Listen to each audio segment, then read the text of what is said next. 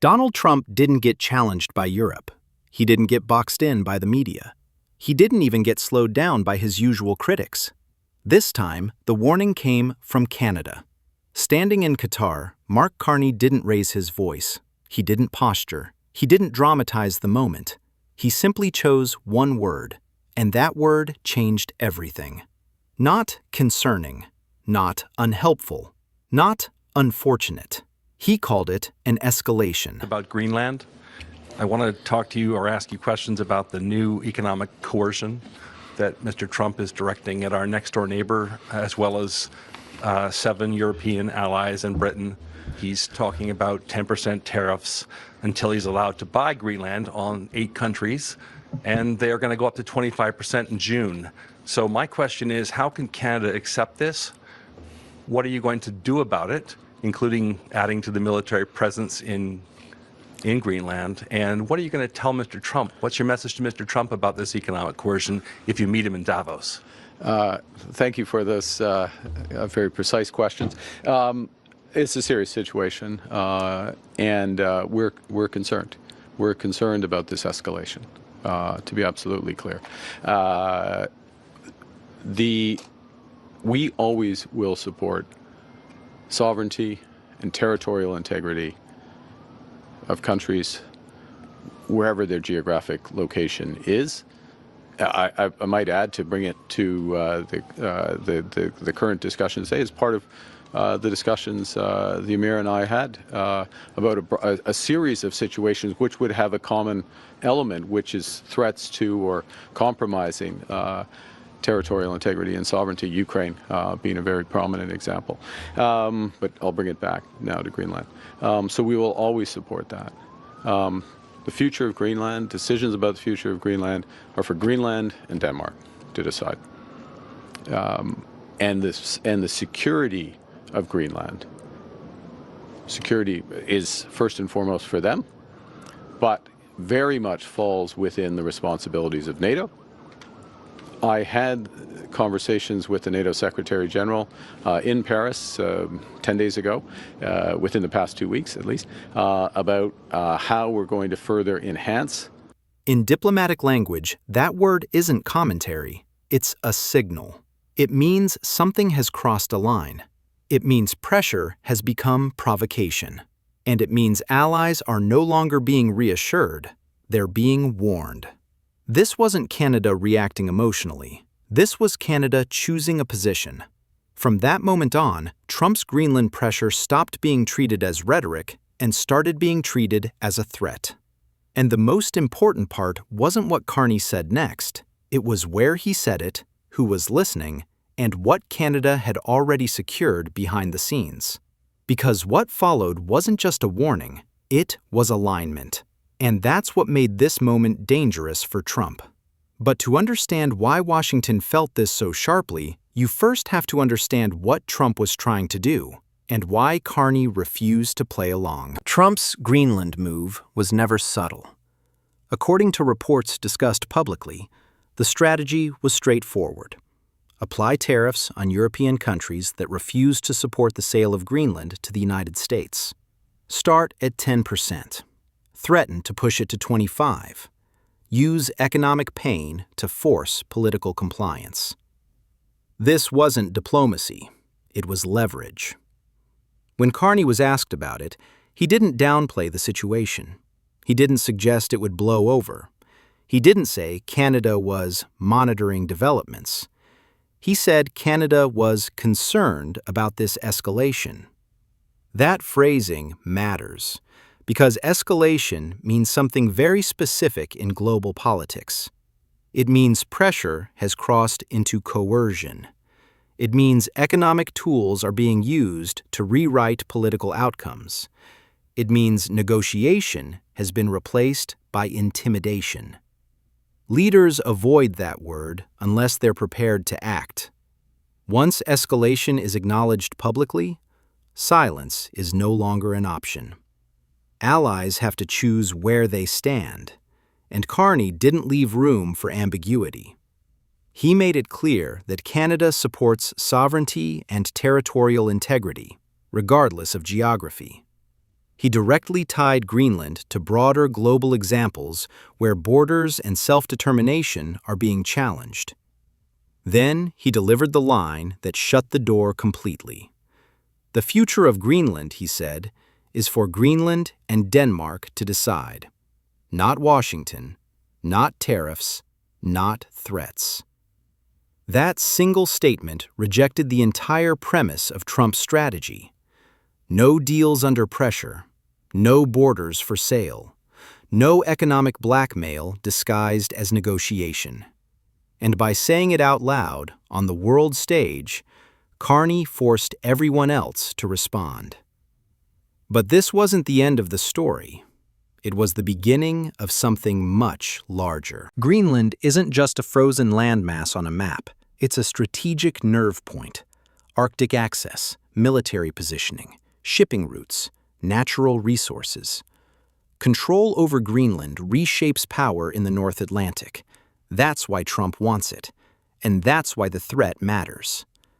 Carney's response stripped away the framing Trump tried to use.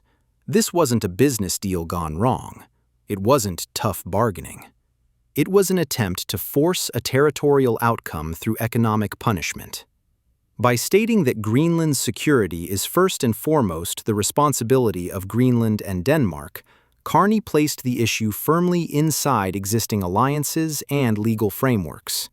He removed any justification for unilateral pressure. This wasn't about Canada stepping in militarily or playing power games. It was about drawing a clear line. Sovereignty is not negotiable, and intimidation doesn't change that. What made this moment even more serious was the context. Carney wasn't speaking hypothetically. He confirmed that Canada was already coordinating with European and Nordic partners, NATO leadership, and Greenland's Prime Minister. That matters, because once coordination is acknowledged publicly, the dynamic shifts. Trump was no longer dealing with quiet resistance or isolated objections. He was facing a unified front that had already begun aligning its response. And once a leader is being contained, threats lose their effectiveness. There's a difference between criticizing a policy and containing a strategy. Criticism is noise. Containment is action. When Carney said Canada would support sovereignty wherever the geographic location, he wasn't just talking about Greenland. He was stating a principle with no exceptions, no selective outrage, no convenience-based silence. That's why this moment landed differently. European leaders had already shown discomfort. NATO partners were uneasy. Some countries had taken symbolic steps around Greenland, but Canada didn't hedge. It didn't balance its language to avoid upsetting Washington. It locked arms with allies and made its position unambiguous. When asked what he would say directly to Donald Trump, Carney didn't soften the message. He said he would repeat exactly what he had already said. That matters because diplomacy usually relies on ambiguity. Leaders often say one thing publicly and another privately. Carney eliminated that gap. This wasn't emotional defiance. It was controlled clarity. And clarity is dangerous for someone who relies on unpredictability and pressure. At that point, the story stopped being just about Greenland. It became about whether economic threats can still bend allies to Washington's will.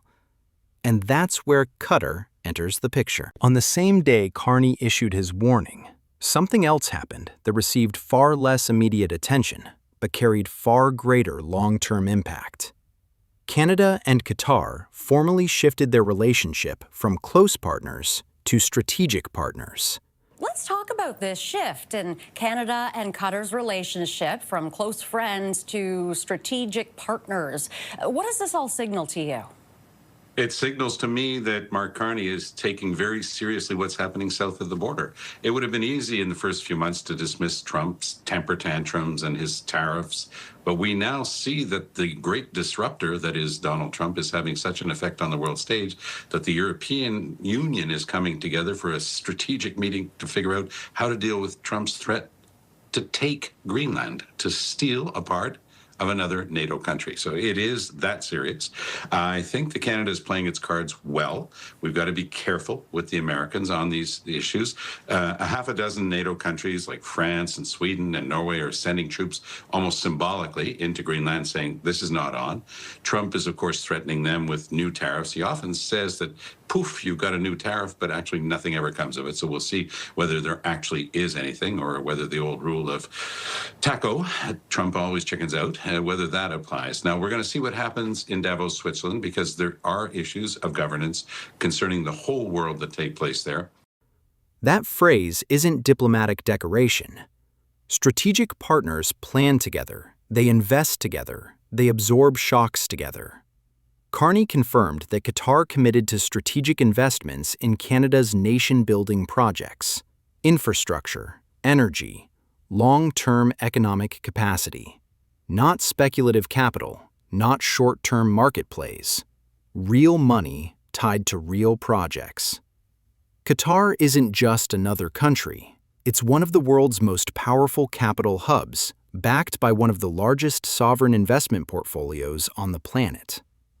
Carney didn't go to Qatar for optics. He went to lock in resilience, energy cooperation, infrastructure expansion, defense collaboration, artificial intelligence development. These are the sectors that matter when tariffs start flying. And this came just days after Canada had already deepened engagement elsewhere. The pattern was impossible to miss. Canada wasn't reacting to Trump's threats. It was insulating itself from them. A year ago, a statement like Carney's could have been brushed aside. Canada could have been framed as overreacting. Markets might have shrugged. Washington could have waited it out. That option is gone. Because Carney isn't speaking from the sidelines anymore. He's speaking from the center of a growing global network. Canada has strengthened alignment with Europe on sovereignty. It has renewed trade depth with China. And now it has secured capital backing from the Gulf. This changes how power works. When Carney takes a position now, it's not just Canada speaking. It's Canada aligned with partners who bring money, markets, and legitimacy. That's what unsettles Trump the most. Not criticism, irrelevance. Trump's approach relies on bilateral pressure, one country at a time, one threat at a time, one concession at a time. Carney is building multilateral gravity, and when gravity shifts, threats stop working. The real fear spreading through Washington isn't that Canada disagrees with Donald Trump. It's that Canada no longer needs to accommodate him. That shift is subtle, but it's devastating. For decades, American pressure worked because allies believed there was no alternative. If Washington pushed, countries absorbed it. If tariffs came, they adjusted. If threats escalated, they waited it out.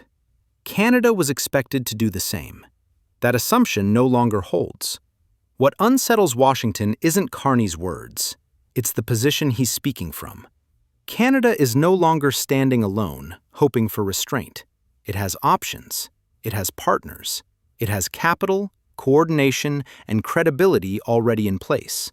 Trump's threats didn't strengthen American leverage. They weakened it. They forced allies to prepare for instability instead of cooperation. They pushed governments to diversify trade, deepen non-U.S. partnerships, and reduce exposure to political volatility coming out of Washington. That's the irony at the center of this moment. Carney didn't create the fracture. He responded to it. He didn't escalate tensions. He stabilized Canada's position within a changing global order.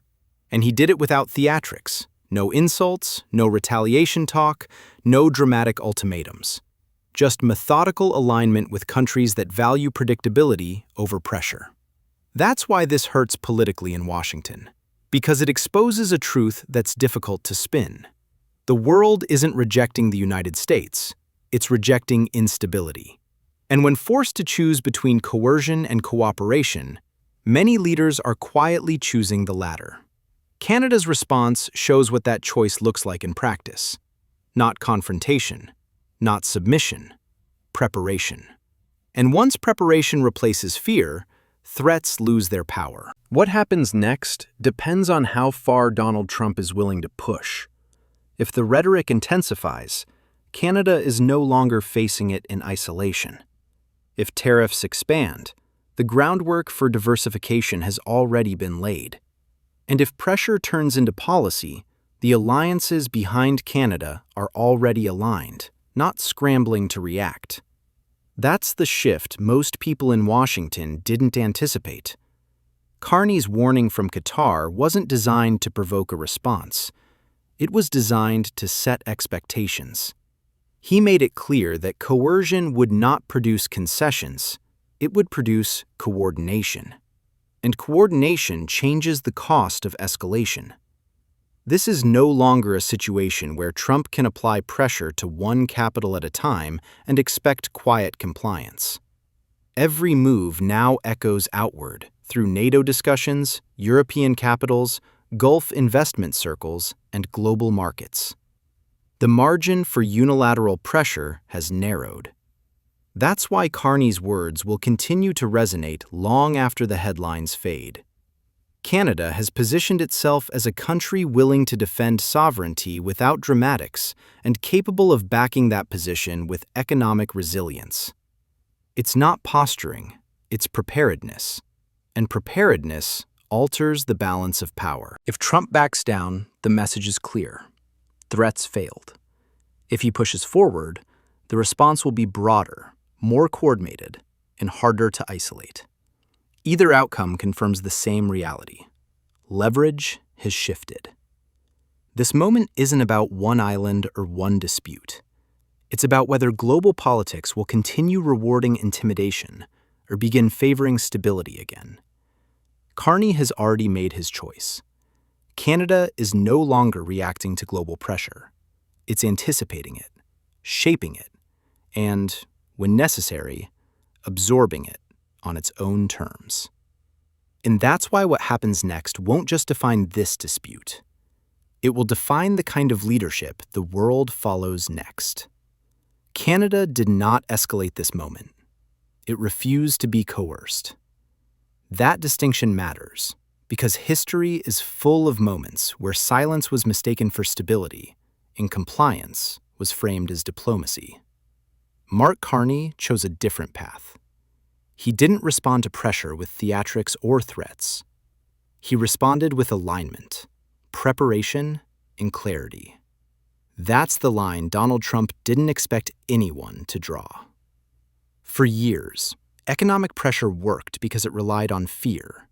Fear of isolation, fear of retaliation, fear of being left out. But fear only works until alternatives exist. In Canada, under Carney's leadership, has been quietly building those alternatives. Europe, the Gulf, Asia. These relationships weren't assembled overnight, and they weren't built in reaction to one speech or one threat. They're the result of a deliberate strategy that prioritizes sovereignty, predictability, and long-term resilience over short-term appeasement. What makes this moment different isn't confrontation, it's confidence. Canada didn't shout. It didn't posture. It didn't blink. Instead, it signaled something far more unsettling for Washington. That pressure no longer guarantees compliance. That threats no longer monopolize outcomes. And that leadership grounded in coordination can neutralize leverage without firing a shot. This isn't about the United States losing relevance. It's about the world recalibrating what responsible leadership looks like in an era of volatility. Carney didn't challenge American power. He challenged instability. And in doing so, Canada positioned itself not as a follower reacting to global pressure, but as a country capable of shaping the rules that govern it. The real question now isn't whether Trump will push again. It's whether more countries will follow Canada's example. Because once stability proves stronger than intimidation, the balance of power doesn't just shift, it resets.